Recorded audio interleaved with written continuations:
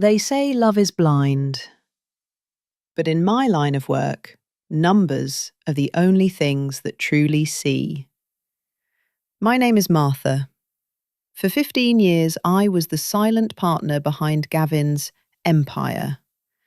He was the face, charming, aggressive, the kind of real estate developer who could sell ice to an Eskimo.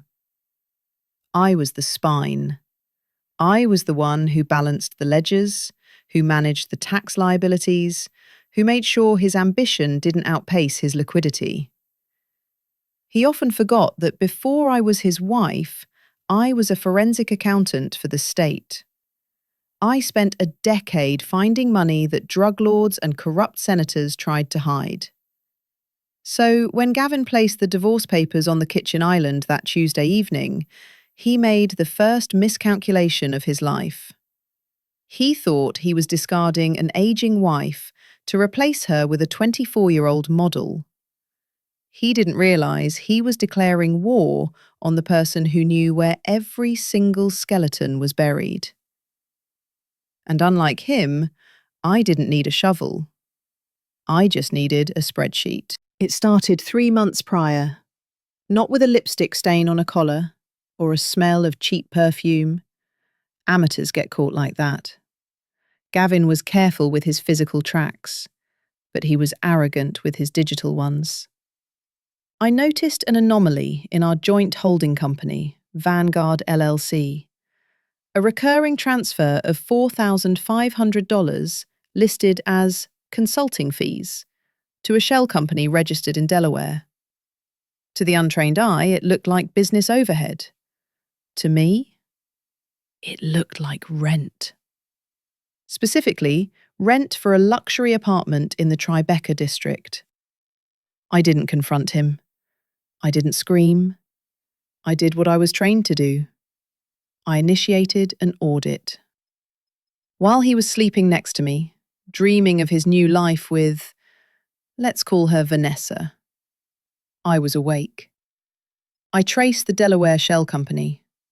It wasn't just rent. It was jewelry, leased luxury cars, dinners at per se. He was funding an entire second life using our retirement equity. But the insult wasn't the cheating. People cheat. It's a biological failure. The insult was that he thought I was stupid enough not to notice he was siphoning assets from our primary estate to devalue it before the divorce. The night he served me the papers, he had a speech prepared. He paced around the living room, his Italian loafers clicking on the hardwood floors I paid for. He said, "Martha, we've grown apart. I want to be fair. I'm generous." He slid a settlement offer across the table. I looked at it. He was offering me the beach house in the Hamptons and $500,000 in cash.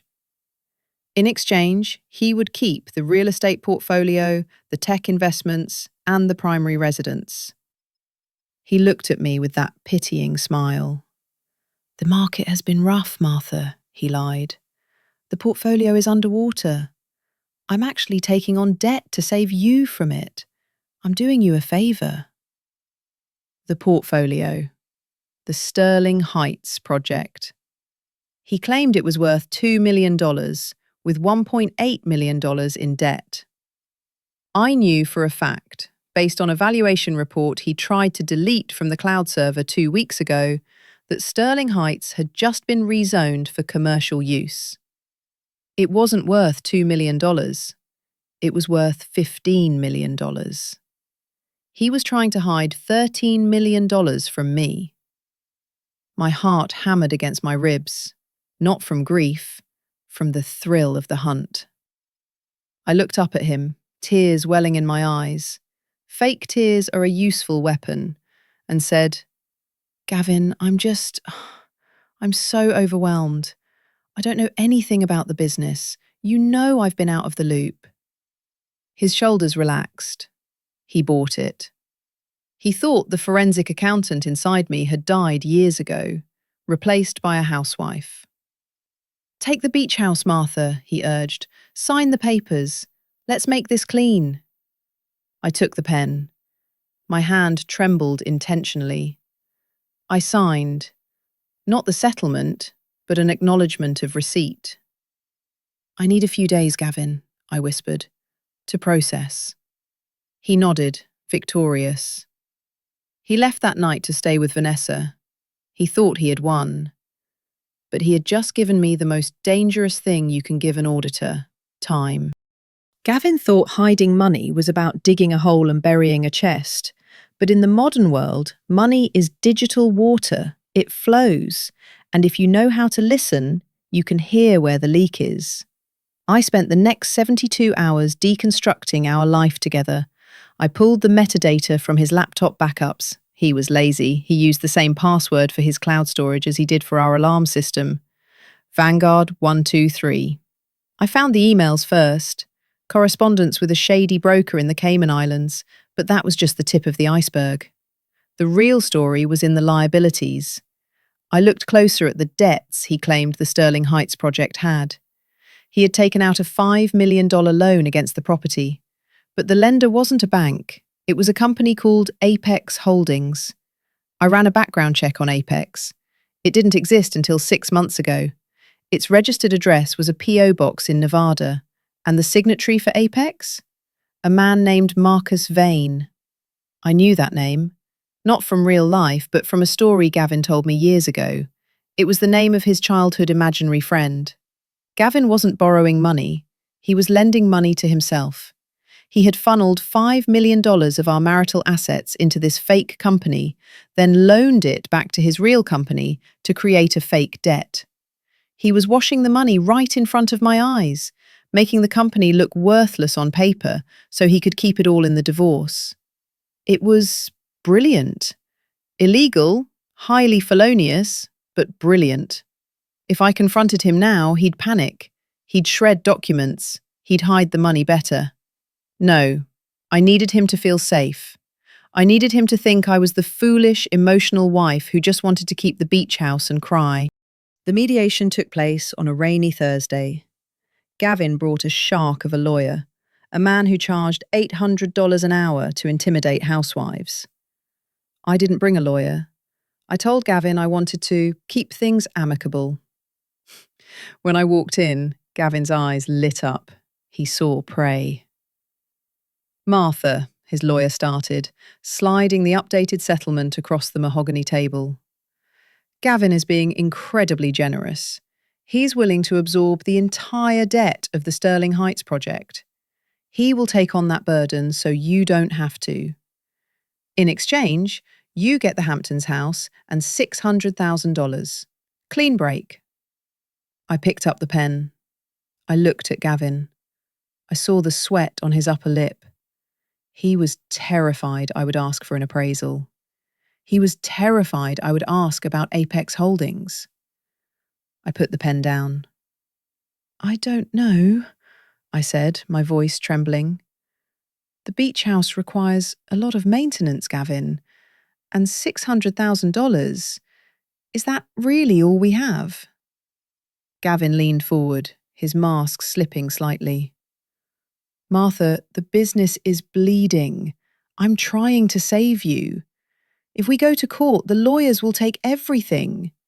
Please, just sign." I let the silence stretch. 5 seconds. 10 seconds. I watched him squirm.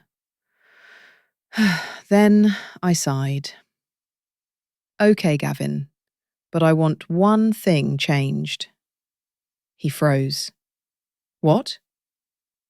"I want you to indemnify me," I said softly.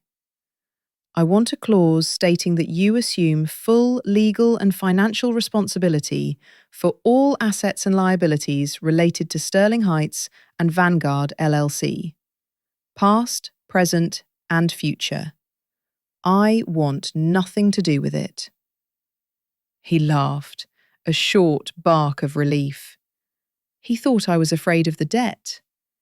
He didn't know I was handing him a loaded gun pointed at his own head. "Done," he said. "Write it in. I take it all." We signed. I watched him sign his name next to the clause that would be his undoing. He walked out of that room thinking he had just stolen $13 million from his wife. I walked out knowing I had just finalized his confession. They say revenge is a dish best served cold. I disagree. Revenge is best served with a Form 211. For those who don't know, the IRS has a whistleblower reward program. If you provide specific, credible information about significant tax evasion, the IRS pays you a percentage of the money they collect, usually between 15 and 30%. 2 days after our divorce was finalized, after Gavin had legally claimed full ownership and responsibility for his shell companies, I mailed a heavy packet to the IRS Criminal Investigation Division. It contained everything. The IP addresses, the fake loan documents from Apex Holdings, the offshore transfers, the undervalued assets. I tied it all up with a bow. It took 6 months for the hammer to drop. I wasn't there when the federal agents raided his office, but I heard it was quite a scene. Vanessa apparently left him before the handcuffs were even on his wrists. The audit was brutal. Because the loans were fake, the IRS reclassified that $5 million as income. Income he hadn't paid taxes on. Then came the penalties for fraud. Then came the interest. And because of the clause I asked for, the one where he took full responsibility, he couldn't drag me into it. He had signed a legal document stating I had no knowledge or involvement in the business operations. Gavin lost the Sterling Heights project. He lost the city apartment. He lost his reputation. He's currently serving 3 years in a minimum security facility in Connecticut. As for me, the IRS recovered $18 million in unpaid taxes and penalties from Gavin's estate. My whistleblower award came in yesterday. $4.2 million. Taxable, of course, but I don't mind paying taxes. I kept the beach house too.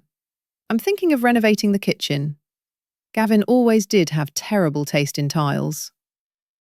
In the end, numbers are the only language that doesn't lie. People do. Emotions do. But the ledger always balances out eventually.